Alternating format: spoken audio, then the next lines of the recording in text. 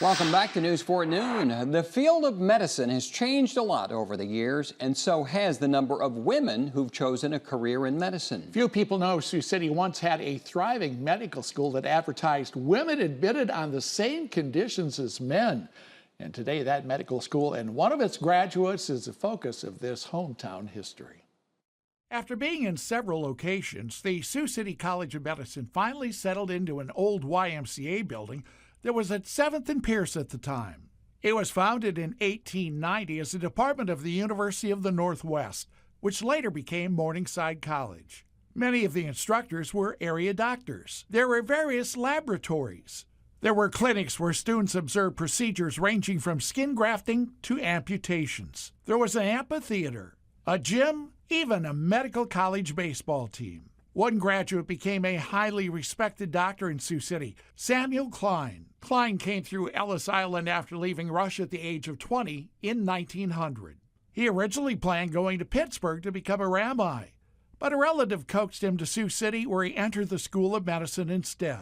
And he had the problem of taking his medical studies and learning English simultaneously. In 2003, Klein's son Marvin recounted his father's story to George and Luann Lindblade.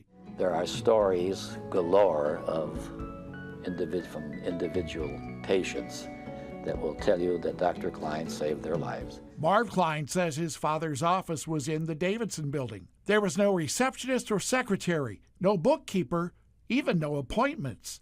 Just a ring of chairs for patients who walked in. He charged, well, as I say, it might have gone up later, but he charged at that time $2 for an office call, and I believe it was $5 for a house call.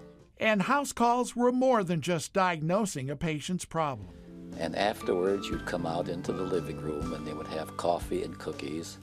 And then my father became not only the doctor, but the rabbi, the advisor, the philosopher, the psychologist, you name it. 13 women were among the college's first graduating class in 1902. The education they got was more than just learning the science of medicine, but also how to read a patient. But he had an amazing instinct for being able to just look at you, touch you, look at your hands, and listen to you, and he was known as an outstanding diagnostician. After 19 years of existence, the Sioux City College of Medicine, it closed in 1909. Its assets and programs transferred to the University of South Dakota. As for Dr. Klein, he passed away in 1959. Now, son Marvin Klein, he passed away in 2004 following a career that included going to Los Angeles and writing for television, as well as producing musical scores. He later returned to Sioux City, and he was a major cog behind the Orpheum Theater Preservation Project.